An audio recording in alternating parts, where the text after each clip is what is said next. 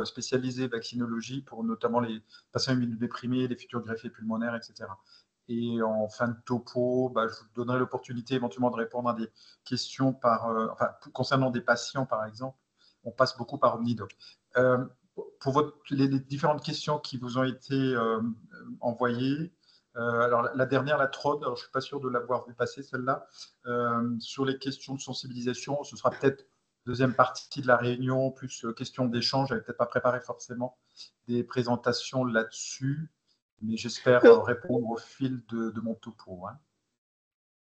Oui, on pourra compléter également avec le docteur Gontier sur les questions liées au TROD, etc. Tout ce qui est. Oui, par exemple. Okay. Peut-être moins l'habitude sur ce sujet-là. Alors, je vais essayer. Normalement, je dois pouvoir partager ma présentation. Je vous propose de commencer avec un WooClap. Alors, je ne sais pas si vous connaissez, les étudiants aujourd'hui, on utilise pas mal de WooClap dans les topos, dans les cours. Alors, en fait, ce qu'il faut faire, vous voyez le WooClap avec le QR code? Oui, c'est bon. Oui, c'est bon. Alors, vous prenez votre smartphone. Vous prenez votre appareil photo, vous cliquez comme si vous vouliez prendre une photo et il y a une barre jaune qui apparaît où il y a une app wooclap.com. Vous cliquez là-dessus. Alors, il faut que vous soyez en réseau, en réseau Wi-Fi ou pas Wi-Fi, peu importe. Hop. Voilà. Et vous acceptez et il y a marqué un peu de patience. Il n'y a pas encore de questions lancées pour l'instant. C'est bon pour vous? Là, j'en ai 52, 55, ça va aller assez vite. Connecté. Bon, j'ai préparé 4-5 questions, c'est un peu pour mettre dans l'ambiance et de voir un peu. Allez. Hop. Alors, pour ceux qui n'y arriveraient pas, il faut aller sur wooclap.com, vous rentrez le code événement BIJCDS et normalement, les questions apparaissent. Hein. Si tout un chacun est à peu près connecté, je crois qu'on a atteint le maximum, 65. Alors, je vous propose la première question générale. Concernant les vaccinations, d'après vous, les Français sont à jour, un peu à jour, passionnément à jour ou pas du tout à jour? Une fois que vous avez choisi la réponse, vous validez et elle va être comptabilisée.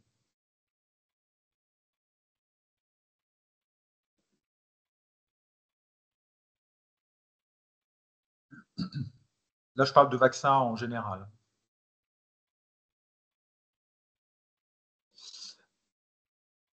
Alors, ça va se battre entre les un peu à jour ou pas du tout à jour.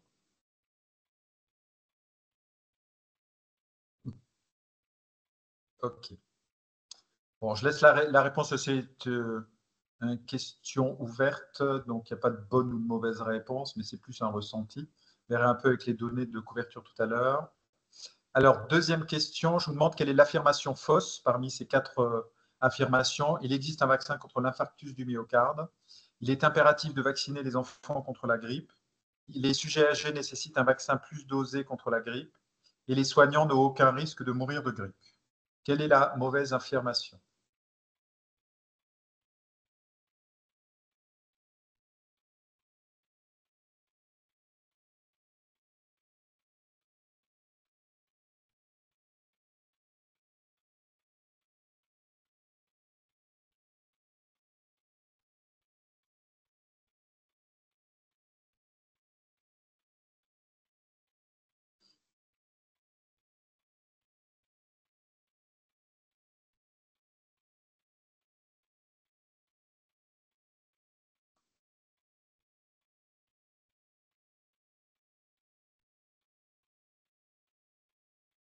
Alors, presque à la totalité. Les 11 restants ne savent pas quoi répondre.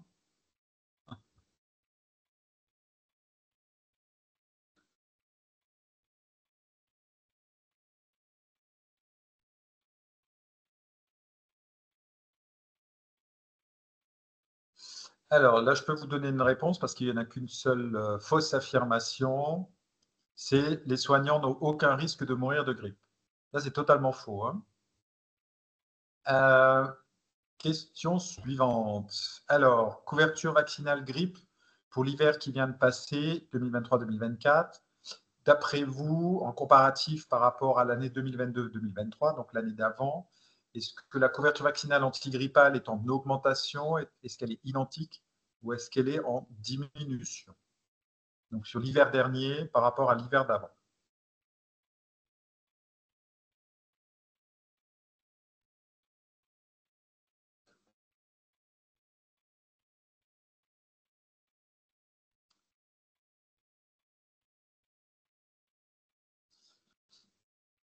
Alors, effectivement, elle est malheureusement en diminution. Et voilà, du coup, en parlant de couverture vaccinale, là, je vais vous demander de rentrer un chiffre. Quelle est la couverture vaccinale antigrippale qu'il faut obtenir pour la prévention grippe? Donc, l'objectif de couverture vaccinale pour la population à risque.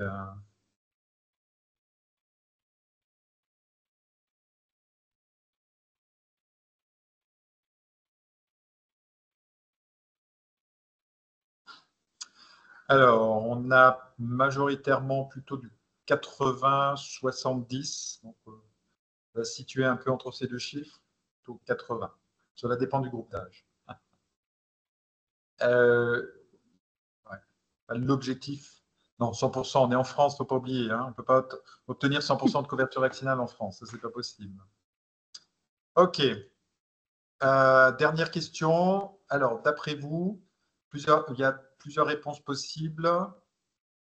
Quelles sont les catégories socioprofessionnelles le plus à l'origine des transmissions nosocomiales de grippe? Donc là, on est plutôt en milieu de soins. Alors, les aides-soignants, les ASH, les cordonniers, les IDE, les médecins, les pharmaciens.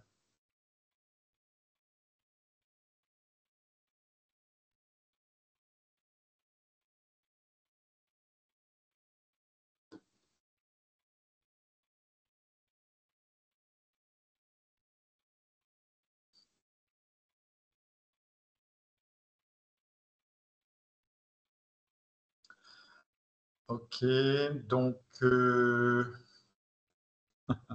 alors la réponse, donc, alors, du coup, il y avait deux catégories principalement, ce sont les aides-soignants et les IDE. Hein. Et je vous montrerai une étude qui a bien objectivé ça. Hop, hein, voilà. Alors, je vais arrêter le partage.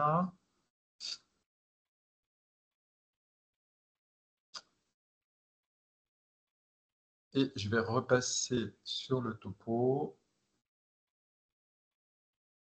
Hop, voilà.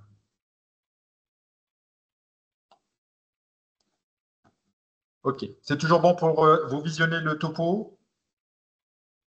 Oui, c'est bon. Oui, il est juste pas en plein écran. Il n'est pas en plein écran? Non. Ah. Pour moi, normalement, il est en plein écran. Ouais, là, je sais pas Peut-être le mettre d'abord en plein écran et après partager.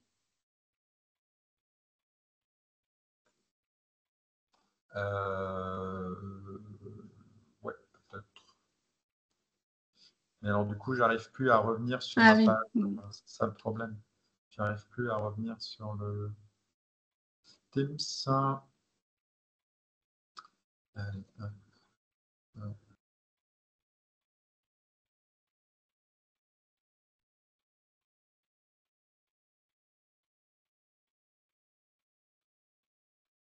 Voilà, donc prévention grippe Covid, enfin on aurait pu rajouter VRS parce que c'est aussi un vaccin qui vient, qui arrive pour nos seniors. Je veux rappeler que on arrive, l'automne est absolument horrible et l'hiver, je ne sais pas comment il va être, mais je rappelle qu'il faut bien évidemment utiliser aussi tous les gestes barrières, le lavage des mains, etc., le port du masque, etc., pour la prévention de ces viroses. J'aime bien rappeler juste d'où on part et où on est arrivé en ce qui concerne la vaccination, la prévention vaccinale avec le vaccin de la variole de Jenner, tous les vaccins qu'on a développés au XXe siècle, et enfin les vaccins, les derniers vaccins, Zona, notamment, les seniors sont pas mal concernés, vaccin VRS qui arrive, et on espère aussi dans l'avenir, vaccin grippe hautement dosé ou adjuvanté. Donc il faut absolument améliorer aussi la vaccination. Je vous rappelle qu'en vaccinologie, au XXe siècle, on n'a rien fait de mieux que la vaccination, même mieux que l'assainissement de l'eau pour pour réduire la mortalité et permettre l'augmentation de la croissance mondiale. Mais on est au XXe siècle, au XXIe siècle. Et quand je vous posais la question tout à l'heure, est-ce que les Français sont à jour des vaccins? Si on regarde par exemple une vaccination classique comme diphtérie, tétanos, polio ou coqueluche, vous voyez que même pour une population jeune, adulte, à 29 ans, plus de la moitié de cette tranche n'est pas à jour de cette vaccination. Et vous voyez qu'en avançant en âge, pire est la couverture vaccinale. Donc, on peut retenir le message que nos patients ne sont pas à jour des vaccins. Bien évidemment, la grippe, c'est encore pire. On est très loin de l'objectif. On parle de… Monsieur Oui. Omed, ça ne défile pas. Les Non, diapos ne défilent pas. Alors, donc, vous aviez vu celle-là? Non, on l'avait vu de côté, mais on ne l'avait pas vu. Vous avez une dia qui s'affiche? Oui. Et si je passe là, vous voyez ça? Ouais, là, c'est bon. Là, c'est défile. OK. Bon, je disais, c'était juste un rappel d'où on partait pour la vaccination et l'essor des vaccins au XXe siècle, que grâce à la vaccination, on a toujours un avant et un après pour la réduction des pathologies, mais que de façon générale, on a des patients, et je dirais que des professionnels de santé, enfin peut-être un peu moins, mais des patients de façon générale ne sont pas à jour des vaccins, ne serait-ce que pour le vaccin DT polio coqueluche. Plus on avance en âge et moins la couverture est présente. On parle tout particulièrement d'adultes, ce qui va foncièrement changer maintenant. Donc, je rappelle toujours qu'il y a des rappels à âge fixe, comme les rappels d'été polio coqueluche, qui vont se faire maintenant à 25 ans, 45 ans, 65 ans. Il n'y a plus de vaccin d'été polio, il a été arrêté, je dirais enfin. On a des recommandations particulières pour les femmes enceintes coqueluche. On a un nouveau vaccin qui vient enfin d'arriver, le vaccin contre le zona chez nos patients âgés immunodéprimés. Et puis, bien évidemment, le vaccin grippe à faire tous les ans, cela va de soi. Je rappelle aussi que quand on parle de vaccination, c'est toujours à titre individuel, mais que l'on peut aussi en plus obtenir une protection collective et la grippe n'en fait pas défaut, n'en fait pas exception. Lorsqu'on a une couverture vaccinale élevée, on peut en plus d'une protection individuelle obtenir une protection collective. Donc le message, c'est je me vaccine, ça vaut pour les professionnels de santé, je me vaccine et je protège les personnes en face de moi les plus à risque, soit par l'âge, soit par leur pathologie. Et donc, pour ça, il faut obtenir une immunité collective et ça dépend du fameux R0 des maladies. La rougeole étant la maladie la plus contagieuse, avec un R0 proche de 20, l'objectif de couverture vaccinale à obtenir, c'est 95%. Et vous voyez que finalement, avec la grippe, si on a un R0 à 2, 3, ben finalement, 75% de couverture et l'objectif à atteindre. C'était la question que je vous avais posée. Mais vous verrez dans l'étude du professeur Lina que pour éviter notamment les transmissions nosocomiales, dans certaines situations particulières, on pourrait même déjà avoir une couverture plus faible et on aurait déjà un effet justement sur ce risque de transmission nosocomiale. Alors, épidémiologiquement parlant, on a déjà, alors on a en Guyane et on a à La Réunion du virus qui circule. Alors, pour signaler, on en a eu à Strasbourg, là, en service d'infectieux, il y a eu la semaine dernière ou il y a 15 jours, il y a eu des cas de virus de type B qui circulent. Donc, la phase épidémique n'a pas encore commencé, mais l'hiver, enfin, la saison est absolument propice à la circulation des virus. Il fait froid, il fait humide. Là, on va arriver aux vacances de la Toussaint. Ça va favoriser le brassage intergénérationnel. Et ça, au retour des vacances, on va avoir probablement un emballement des virus. Alors, je rappelle pour la grippe, en fait, plus que de dire en fait, il faut avoir des argumentaires scientifiques pour pouvoir discuter avec les gens qui sont hésitants sur la vaccination. Donc, je pense que ça me paraît bien de rappeler cela. Donc, la grippe saisonnière, ça nous ramène tous les ans. Moi, de mémoire, il n'y a qu'une fois où il n'y a pas eu d'épidémie de grippe, souvenez-vous, 2020, on met une pandémie Covid en place, le confinement, les distanciations, les ports du masque, et l'hiver qui a suivi, 2020-2021, on n'a pas eu d'épidémie de grippe. Et pour une fois, tout le monde s'est précipité sur la vaccination et on n'a pas eu d'épidémie de grippe. Donc, c'est quand même 2 à 6 millions de personnes qui consultent. En moyenne, on est plutôt sur des chiffres maintenant de 10 000 décès en moyenne par an, en tout cas sur les dernières années. Alors, bien sûr, c'est pas comparable par rapport aux épidémies qu'on a eues avant période vaccination de grippe, dans les années 50-60. Voilà, c'est des millions de consultations et bien évidemment les décès qui surviennent absolument principalement chez les personnes âgées de 65 ans et plus et ayant des comorbidités. Alors, je ne sais pas si… Est-ce que vous avez vu l'annonce Alors, bien évidemment, ça ne va pas fonctionner. C'est bien dommage. Bon, c'est pas grave. On restera peut-être tout à l'heure. Alors, quand je vous pose la question sur la fausse affirmation, il existe un vaccin contre l'infarctus du myocarde. Aujourd'hui, on peut dire qu'il existe un vaccin contre l'infarctus du myocarde. C'est le vaccin contre la grippe. Parce que ça, on a eu de plus en plus de données rétrospectivement, et surtout depuis la pandémie H1N1 en 2009, on s'est rendu compte que les gens qui en hiver, par exemple, font un infarctus du myocarde, ils ont fait un épisode infectieux grippal dans le mois qui précède.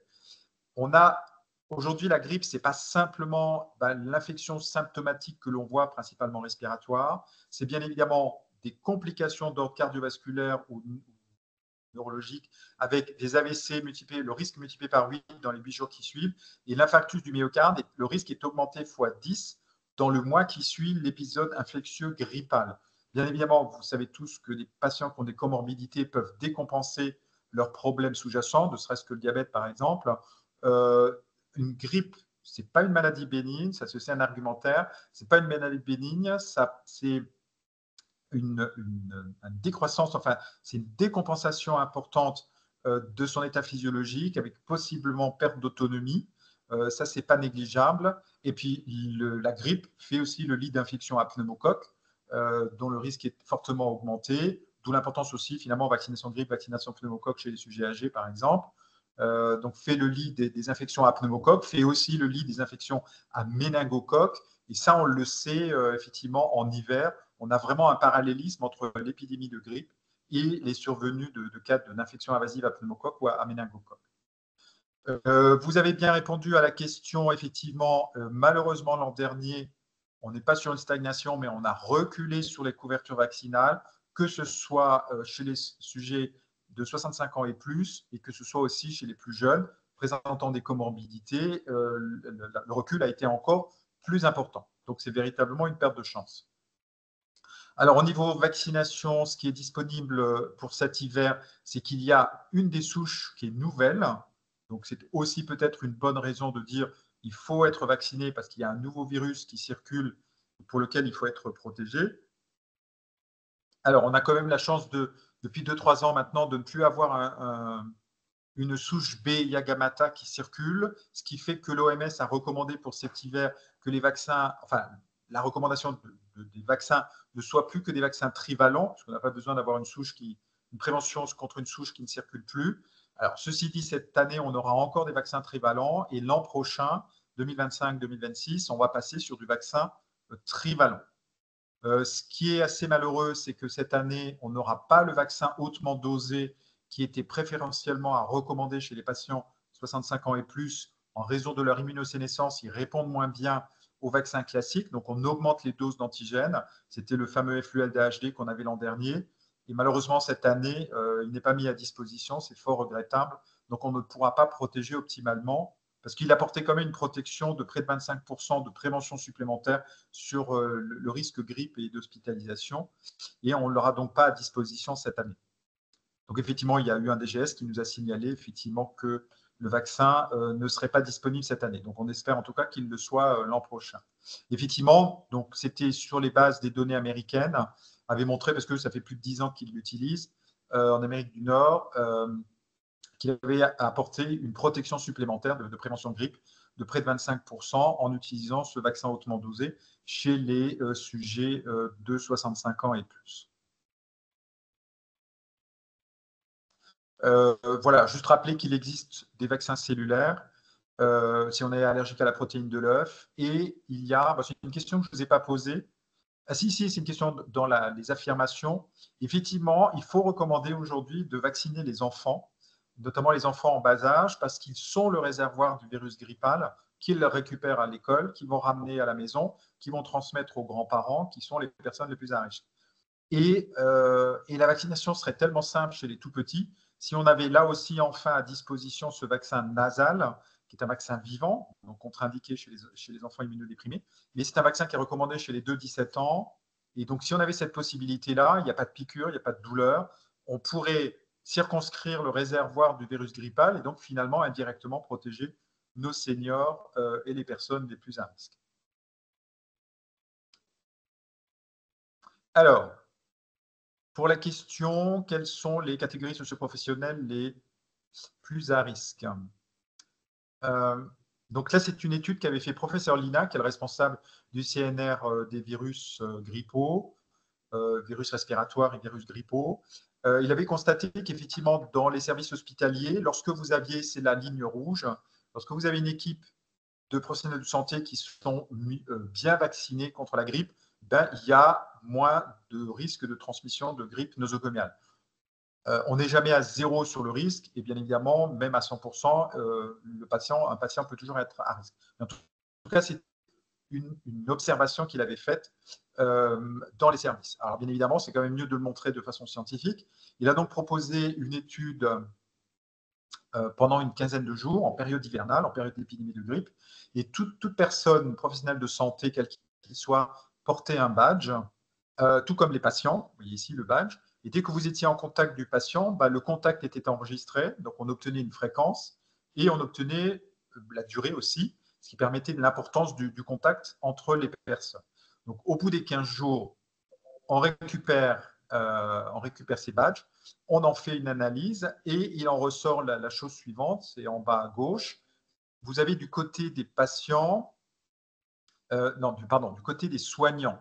Sur une journée, donc il en fait une moyenne sur 24 heures. Donc on a des journées, sur la journée, on a le passage des équipes, par exemple, en milieu de journée. Donc l'importance de ces contacts entre les soignants. Donc la ligne blanche, c'est les soignants, qui parlent aux soignants, tout à fait normal, les infirmiers, les aides-soignants, etc. La ligne noire, qui est celle des médecins, un peu décalée, les soviets, etc. Et la ligne jaune, qui est le contact entre les soignants et les médecins. Passons du côté des patients. Les patients sont représentés par une ligne blanche. Vous ne les voyez quasiment pas. Vous voyez tout en bas de la ligne. Foncièrement, les patients ne sont pas en contact des patients. Qu'est-ce qui est le plus en contact des patients? Ce sont les soignants, les soins en journée et puis éventuellement en milieu de la nuit. Et dans une moindre mesure, les patients et les médecins, principalement en journée. Alors, on résume entre les trois groupes, les patients, les soignants et les médecins. Chaque point est un individu et donc vous voyez qu'il y a des lignes de connexion entre ces trois groupes. Il en fait une analyse. Alors bien évidemment, tout ça tombe en plein hiver. Il y a des personnes, des soignants, des malades, des patients qui présentent un syndrome grippal. On va faire des prélèvements nasaux. On va retrouver du virus grippal et bon, le tableau est un peu compliqué là. On voit en tout cas qu'il se passe des choses entre des individus. Chaque ligne est un individu entre différents individus, soignants ou patients. Alors, c'est résumé dans ce disque. Vous avez le groupe des soignants, les patients et les médecins. Et vous voyez que chaque point est un individu et que vous avez des lignes qui relient un soignant à des patients, à un ou plusieurs patients, et entre les différents groupes. Donc, vous voyez que dans cette étude de 15 jours, il y a 3 soignants qui sortent un peu du lot, qui ont eu des contacts bien plus importants avec un certain nombre de patients. Et dans le groupe des médecins, bon, il y en a 2 en particulier. Et il ressort que sur cette étude de 15 jours, il y avait une infirmière qui avait contaminé 3 patients, signalé ici avec les points jaunes. Alors, comment on sait que c'est cette infirmière qui a contaminé 3 patients? Elle est d'abord tombée malade. Et on a retrouvé le même virus grippal que chez l'infirmière, chez les 3 patients. Alors, vous voyez qu'il y a eu d'autres modes de transmission. Un soignant qui a contaminé pendant cette étude un patient et qui, à son tour, a contaminé un autre soignant. Donc, on a une chaîne de transmission nosocomiale, ce qui était quand même assez malheureux. Alors, s'il part sur une hypothèse, par exemple, d'un vaccin grippal efficace à 60%, ce qui est quand même plutôt haut du pavé, là c'est la ligne bleue, et que l'on croise ça avec les courbes de R0, là il coupe un peu la poire en deux en disant que le R0 de la grippe, s'il était à 1,5, on est dans une phase épidémique puisqu'on dépasse 1. Et ben, en croisant les deux lignes, on tombe sur le chiffre 40 qui est ici. Et ben, rien qu'avec ces 40% de couverture vaccinale, et ben, on éviterait un risque de transmission nosocomiale et de transmission nosocomiale de grippe. Or, vous voyez, 40%, ce n'est pas énorme. Mais 40%, c'est au niveau du groupe socio-professionnel qui est le plus à même de transmettre la grippe, ce sont les soignants. Alors, dans l'étude, effectivement, les services hypersensibilisés concernés, vous voyez qu'ils n'étaient même pas à 40% en globalité. Les médecins, les pharmaciens sont toujours plus vaccinés. Et vous voyez que finalement, pour les autres personnels, donc soignants, ben, on est en dessous de ce chiffre minimal de 40%. Et puis dans les services qui ne sont pas sensibilisés, vous voyez que les chiffres sont encore plus petits. Mais clairement, lorsque vous êtes dans un service à risque, comme les services gériatriques, et que vous sensibilisez à la vaccination, pour éviter ce risque nosocomial notamment, eh ben, on a effectivement une véritable protection. Je vous rappelle que les indications de vaccination de grippe, je ne vais pas les détailler bien sûr, l'âge, les comorbidités et dans les recos, faut-il le rappeler, en milieu professionnel, bien évidemment, et les personnes hospitalisées en milieu de soins. Pour le Covid, alors là, on a quelques couvertures vaccinales. Bien évidemment, on est très loin de l'année 2022 où il y avait l'obligation vaccinale, où on avait des cohortes de sujets vaccinés. Bien évidemment, avec le temps qui avance, vous voyez bien qu'entre 2022-23, 23-24, ben, les chiffres ne sont pas extraordinaires et c'est guère mieux chez les professionnels de santé. D'ailleurs, pour la vaccination grippe, on en a parlé, mais voilà, ce n'est pas florilège. Ça, c'est les données 2023-2024. Donc, vous voyez que sur le versant ouest, on est souvent mieux vacciné que sur le versant est, dont l'Alsace, avec une diagonale qui coupe la France en deux. Ça, on le voit d'ailleurs pour beaucoup d'autres vaccinations.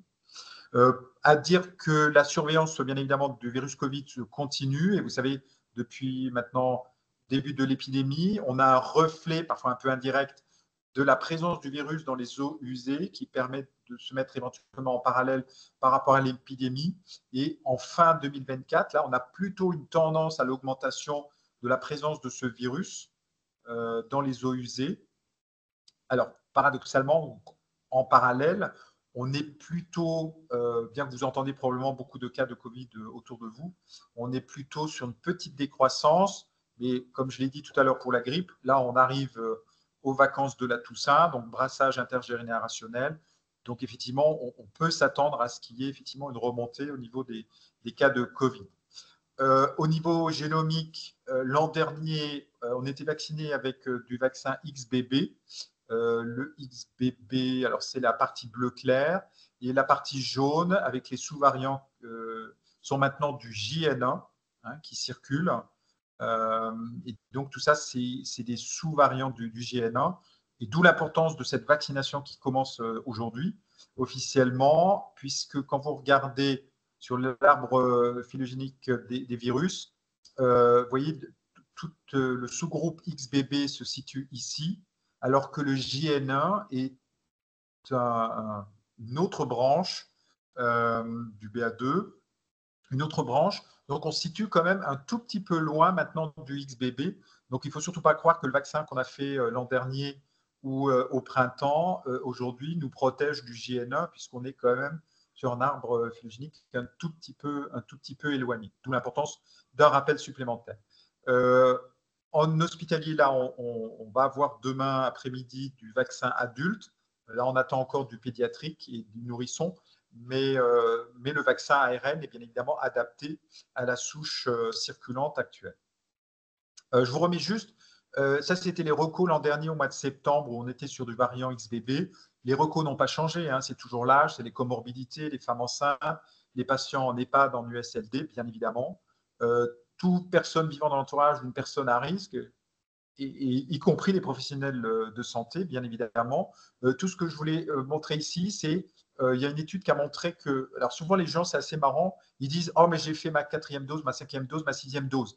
À la rigueur, on s'en fout du nombre de doses, tout dépend de quand date la dernière dose ou la dernière infection Covid, d'accord, sachant que l'an dernier, on avait bien montré que dans le groupe des gens qui étaient restés au stade de 3 doses étaient moins bien protégés que ceux qui en avaient eu une 4e. Hein. Donc l'importance de rappel supplémentaire, c'est comme la grippe, on fait bien une vaccination de grippe tous les ans, puisqu'on ne garde pas d'immunité au long cours.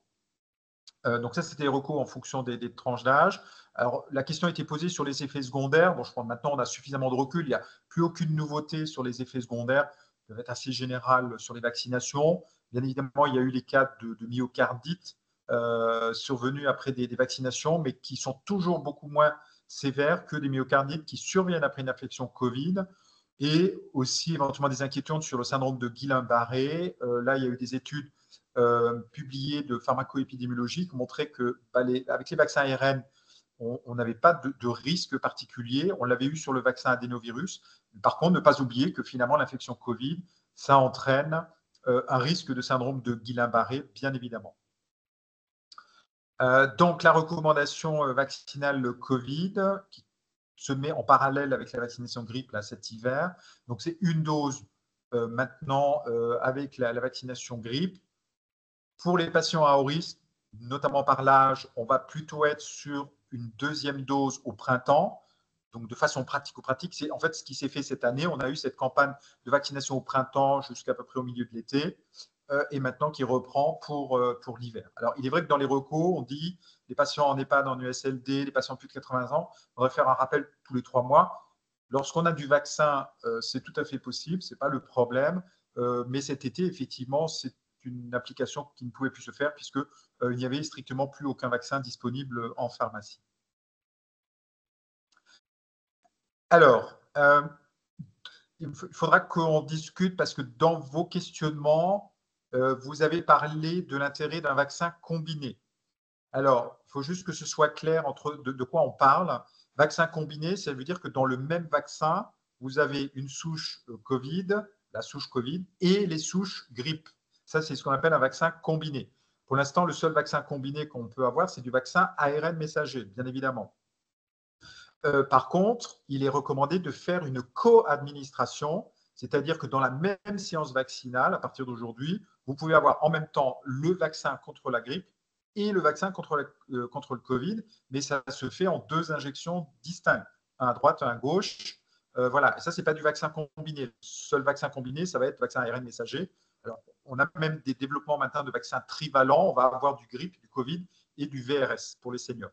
Je reviens pour l'instant à ce vaccin combiné ARN messager. Pour l'instant, c'était Pfizer qui était le plus en avant sur la vaccination combinée. Ceci dit, ils n'ont pas obtenu les réponses. C'est un peu regrettable, mais je pense qu'il faut de la recherche qui affine encore les ARN messagers.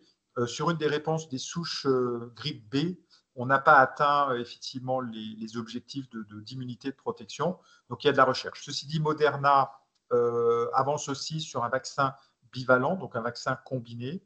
Et donc, Sanofi et Novavax se sont aussi positionnés sur un vaccin, mais pas un vaccin ARN, ce sera plutôt un vaccin de type sous-unitaire. Donc, il y a de la recherche en amont. Alors, comme on est sur la problématique de vaccin, d'hésitation, hein, un anti-vax pur et dur, il ne va jamais vouloir faire un vaccin de toute façon, mais on a toute cette parcelle de gens qui ont toujours plein de bons arguments pour eux, mais qui finalement sont des mauvais arguments pour nous, mais qui refusent le vaccin grippe. Donc, on est sur de l'hésitation.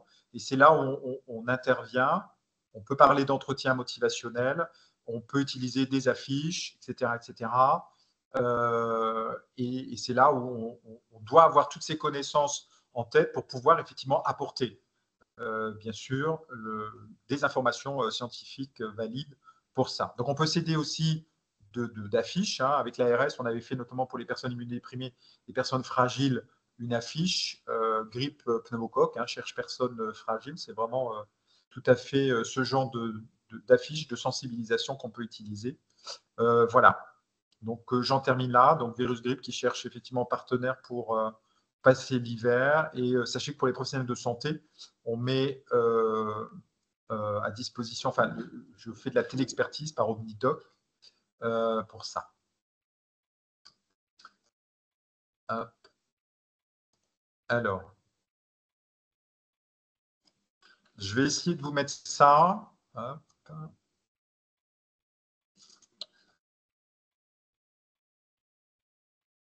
Je ne sais pas si ça va marcher, mais je vais essayer. Parce que je trouvais que c'était quand même sympathique de vous le montrer.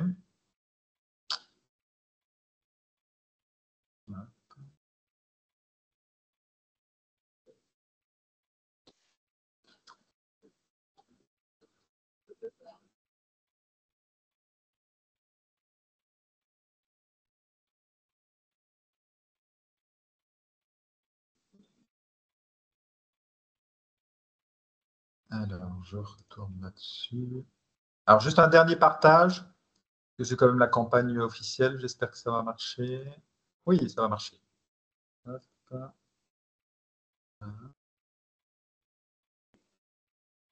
Non, c'est pas ça. Je vais le mettre là.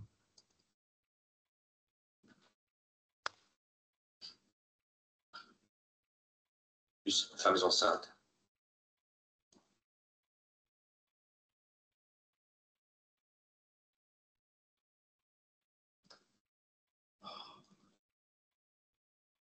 Alors, excusez-moi, un petit souci.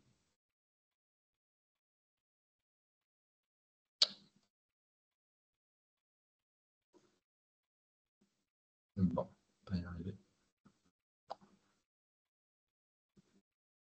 Plus femmes enceintes, personnes atteintes.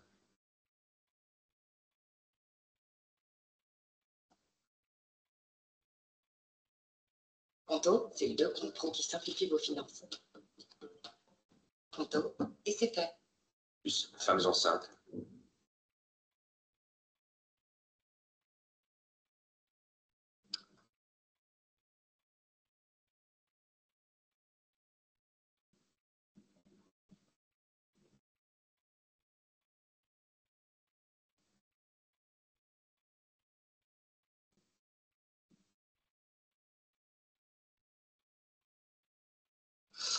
Vous voyez toujours mon écran?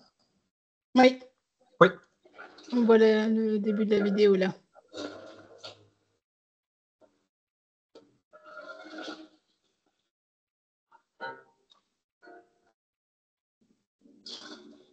On ne sait jamais quand on va se retrouver face à la grippe. Et quand on va se retrouver face au Covid-19. 65 ans et plus, femmes enceintes, personnes atteintes de maladies chroniques, ne choisissez pas. Faites-vous vacciner contre la grippe et contre le Covid-19.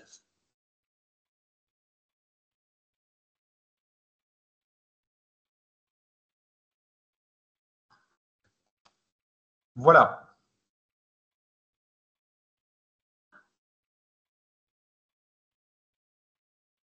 Bah, merci pour ce topo très complet sur les 2 vaccinations.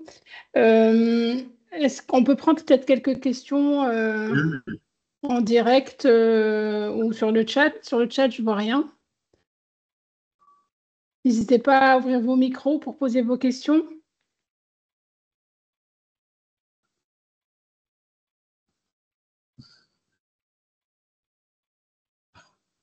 Moi, je vais peut-être en poser une. Du coup, en dehors des arguments scientifiques, comment on peut aussi convaincre les soignants qui sont réticents? Enfin, est-ce qu'il y a d'autres choses qu'on peut utiliser à part l'argumentation scientifique qui n'est pas toujours Ouais. finalement Alors, bien… ouais, l'argument scientifique, il faut le connaître, hein, parce qu'à un moment donné, il faudra apporter des arguments scientifiques. Hein. Donc, lorsqu'on est vis-à-vis d'un professionnel de santé qui est hésitant, après, moi, il m'arrive de parler de mon expérience personnelle. Hein, je suis le premier à dire, quand j'étais, il y a 25 ans, un jeune médecin un peu naïf et pas conscient des risques, je me dis, bah, je suis jeune, j'ai jamais fait de grippe, pourquoi est-ce que je me ferais vacciner? Voilà, c'est vrai qu'aujourd'hui, j'ai des patients âgés en face de moi, des immunodéprimés, etc. Mais souvent, c'est assez malheureux, mais il faut passer par un épisode, une expérience personnelle de grippe. Et ben, je peux vous dire qu'il y a 25 ans, j'ai fait une grippe. Eh ben, je me suis géré les grands yeux, c'est la première grippe de ma vie et ce sera la dernière grippe de ma vie. Hein. Donc, depuis, je me fais vacciner et voilà. Donc, on peut parler de son expérience personnelle. Je pense qu'il faut être dans des. On est dans de l'entretien motivationnel parce que c'est pas de dire de convaincre quelqu'un à vouloir faire le vaccin, c'est en fait de faire changer le positionnement de cette personne sur la vaccination par rapport à son risque personnel et par rapport au fait que l'on est des professionnels de santé et qu'on doit protéger. Il y a quelque chose que j'apprends à mes étudiants en médecine ou aux étudiants dans les écoles d'IFSI, alors je leur présente des adages, et il y a un adage qui une parole latine qui dit primum non nocere. La première des choses, c'est que nous ne devons pas nuire à nos patients. Nous ne sommes pas vaccinés, nous ne protégeons pas les patients. Je rappelle aussi que on est contagieux avant d'être symptomatique. Donc, on a déjà vacciné son entourage, 2-3 personnes, avant qu'on soit au fond du lit avec 42 fièvre. Hein. Donc, en fait, il faut connaître un peu toutes ces situations. Et après, il y a des gens, des professionnels qui vont vous sortir un argumentaire. Oui, oui, mais la seule année où j'ai fait le vaccin grippe, j'ai fait la grippe. D'accord? Alors, déjà, attention, il faut savoir de quoi on parle. Est-ce que c'était vraiment une grippe? Parce qu'on fait tous des syndromes pseudo-grippaux en hiver, ça c'est tout à fait habituel. Mais je peux bien entendre qu'on ait fait une grippe. Alors d'abord, le vaccin n'est pas forcément super efficace sur tous les virus grippaux. Donc, il ne faut pas non plus s'attendre à 100% de vaccination. Ça, c'est aussi quelque chose qu'il faut dire clairement. Effectivement, le vaccin n'est pas 100% efficace. Mais quand vous creusez un peu la question des personnes âgées qui m'ont dit oui, l'année où j'ai fait le vaccin grippe, j'ai été malade, donc j'ai fait une grippe. Et quand vous posez une question très simple, elle me dit mais vous vous souvenez de quand vous avez fait l'épisode grippe après la vaccination? Et elles me disent oui, oui, dans les 2-3 jours, j'ai été au fond du lit avec 40 de fièvre. En fait, ça veut dire simplement que la personne était déjà en incubation de sa maladie grippe au moment où elle a fait la vaccination. Je rappelle que le vaccin met 15 jours à protéger. Hein. Pour ça aussi, autre message important, il n'est jamais trop tard pour bien faire, d'accord, mais le plus tôt, pour moi, c'est toujours le mieux. On n'attend pas que l'épidémie de grippe circule pour qu'on commence une vaccination. Hein. Alors, je lis un peu des questions dans le chat. Les délais à respecter entre DT-Coq, polio, VRS, pneumocoque, grippe. Alors, non. Là, les choses en vaccinologie, c'est très simple. Hein. La règle, c'est vous pouvez faire tous les vaccins le même jour ou à n'importe quel intervalle. Je peux faire 2 vaccins aujourd'hui, je peux en faire 3 la semaine prochaine, ce n'est pas le souci. Donc, il n'y a strictement aucun délai à respecter. Hein. L'essentiel, c'est de les faire. Alors, vaccin pneumocoque chez les personnes fragiles.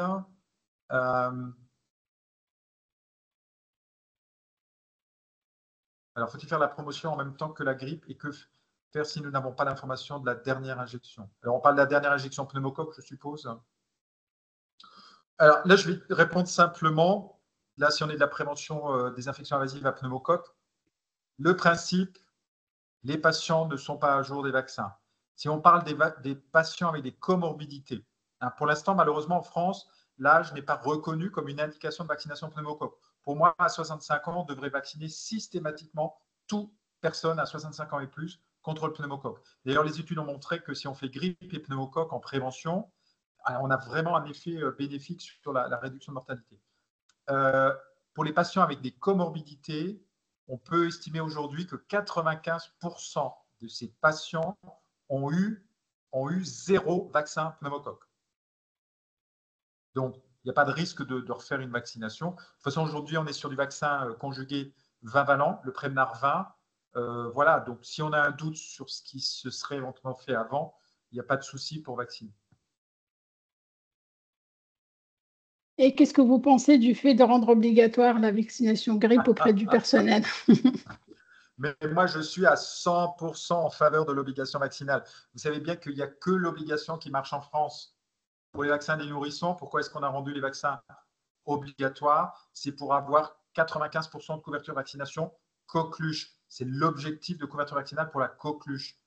Eh ben, comme on y était très loin et que certains parents à l'époque disaient ah ben, s'il n'y a plus de vaccination obligatoire, je ne fais plus de vaccin du tout.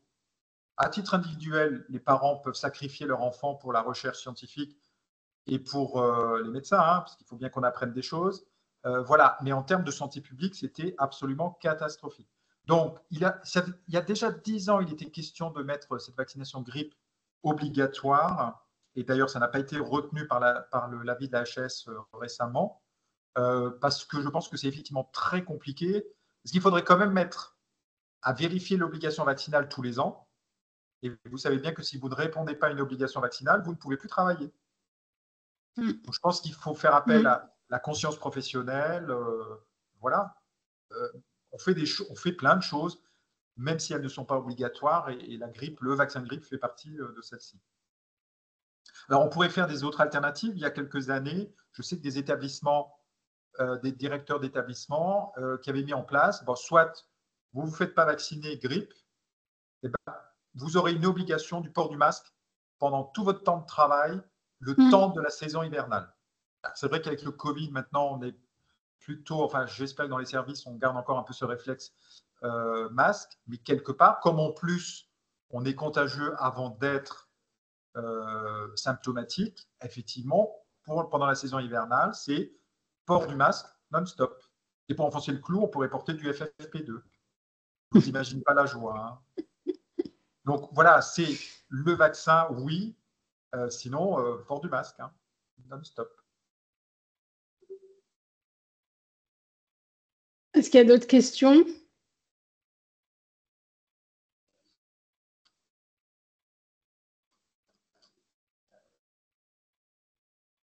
Donc, dans les établissements, là, actuellement, on recherche des personnes de bonne volonté pour faire de la vaccination des collègues. Donc, ça se fera en binôme cadre infirmière ou infirmier médecin. Voilà. En fait, il y a toujours dans tous les services une personne hyper motivée et souvent de proche en proche, c'est souvent mieux que moi qui débarquerai, que personne ne me connaît ou qu'un médecin vienne prêcher la bonne parole. Je pense qu'il faut trouver des bonnes personnes comme ça dans les services et de proche en proche, sensibiliser et recommander. Quoi. Et il avait été mis en avant le leadership aussi. Oui. Quand dans les services, il y avait une personnalité qui avait de… Tout à fait, ouais. Voilà. Donc, on n'y arrive peut-être pas tout de suite une première fois, puis on revient un peu la charge, et puis on fait quand même, voilà. Ah oui, il y avait la question sur la prise en charge de la vaccination pour les professionnels, prise en charge financière. Je pense que c'était ça la question. Prise en charge pour la vaccination des professionnels médico-sociaux. Oui, le vaccin est pris en charge. Je sais que les médecins libéraux, maintenant, je crois qu'ils reçoivent un bon. Et tous les salariés, normalement, sont censés être vaccinés dans leur milieu professionnel, puisque ça relève normalement de l'activité du médecine du travail. Ceci dit, quand vous relevez généralement d'une médecine du travail interprofessionnelle, enfin, selon, voilà, je ne vais pas en nommer, c'est parfois un peu compliqué avec les médecins du travail, parce qu'ils sont foncièrement, enfin, ils reculent à quatre fers à reculons. Enfin, ils y vont à reculons sur la vaccination de grippe. Donc, quand vous avez un service dédié de médecine du travail, par exemple, au CHU, bah, voilà, c'est organisé. On fait maintenant la vaccination dans les services. Le service de médecine du travail, nous, on le fait au centre de vaccination international toute la semaine, ça va être ouvert. Donc, les professionnels de santé, les agents hospitaliers peuvent venir comme ils veulent, aux heures d'ouverture, et puis on les prend, on les vaccine. Voilà. Maintenant, pour d'autres structures qui relèvent de médecine du travail interprofessionnel, ils n'ont pas forcément toujours possibilité de se faire vacciner. Mais normalement, c'est pris en charge. Oui, je me permets de rajouter, en effet, Oui. on peut éditer un bon, comme nous, enfin moi je suis médecin généraliste en activité où je reçois une invitation de la sécurité sociale pour me faire vacciner. Mais en tout cas, la prise en charge de la vaccination grippe et Covid, c'est pris en charge à 100% par la Sécu et on peut éditer un bon pour que les professionnels de santé puissent aller chercher le vaccin, être vaccinés, ou alors ça peut se faire aussi au sein de la structure, je suis d'accord. Mais en tout cas, il n'y a pas d'avance de frais ou il n'y a pas il y a une prise en charge financière complète.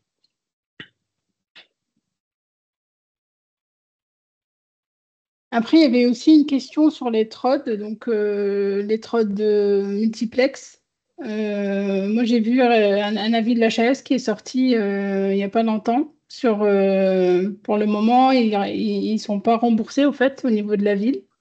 les TROD multiplex parce qu'ils ont moins de sensibilité ou de spécificité plutôt que les TROD spécifiques, enfin les TROD pas uniques pour chaque pathologie. Donc, je ne sais pas, enfin, l'HAS dit bien que ce genre de TROD sont utilisés plutôt en collectivité pour faire du screening, mais elles n'ont pas leur place, en tout cas, dans l'arsenal en ville, hein. Je ne sais pas, Damien, je pense que c'est Bah, ça, hein. oui, en effet, enfin, je te rejoins sur le fait, la HAS a montré que à titre individuel, il n'y avait pas d'intérêt, en tout cas, à réaliser ce genre de test. En effet, il y a beaucoup de. Ils ont une bonne spécificité, mais une faible sensibilité. Il y a beaucoup de faux négatifs de ces tests. Mais alors, néanmoins, la HS dit que ça peut être en effet utile dans une collectivité pour un petit peu, en effet, screener, dépister les infections grippe Covid. Et néanmoins, ça peut être utile pour améliorer l'usage des antibiotiques, ces tests-là. Donc, voilà, c'est vrai que, alors je sais pas si dans les établissements, mais en ville, nous, c'est pas, on les achète. Moi, je sais que dans mon cabinet, j'utilise des tests grippe, Covid, mais je les achète. Il n'y a pas de prise en charge pour le moment. Il y a certains EHPAD qui doivent aussi l'avoir. Mais il faut l'utiliser peut-être en effet pour mieux évaluer, enfin de connaître un peu la cause d'une pathologie respiratoire en EHPAD et peut-être de limiter la consommation d'antibiotiques en EHPAD qui est importante. Il y a une remarque, encore faut-il avoir un médecin du travail? Oui, bah, c'est ce que je disais un peu tout à l'heure, ce qui est très compliqué, mais comme on peut se faire vacciner en pharmacie, que les pharmaciens peuvent éditer des bons, et que dans les recommandations pour la vaccination grippe, les professionnels de santé sont bien stipulés, donc il n'y a aucun problème pour la prise en charge.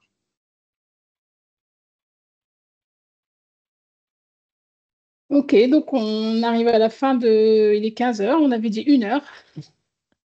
Donc on est pile poil à l'heure. S'il n'y a pas d'autres questions, on va se quitter en remerciant énormément le docteur Hommel d'avoir répondu, de s'être prêté au jeu des questions-réponses et pour cette super présentation. Merci. Et je vous souhaite une bonne continuation pour votre campagne et en espérant que les gens se feront vacciner plus cette année. On verra les chiffres l'année prochaine. Tout à fait. Allez, on y croit. Et on On y vaccine. croit. Au revoir. Merci à tous. Au revoir. Au revoir, bonne journée. Bonne journée. Merci, au revoir. Au revoir. Au revoir. Au revoir.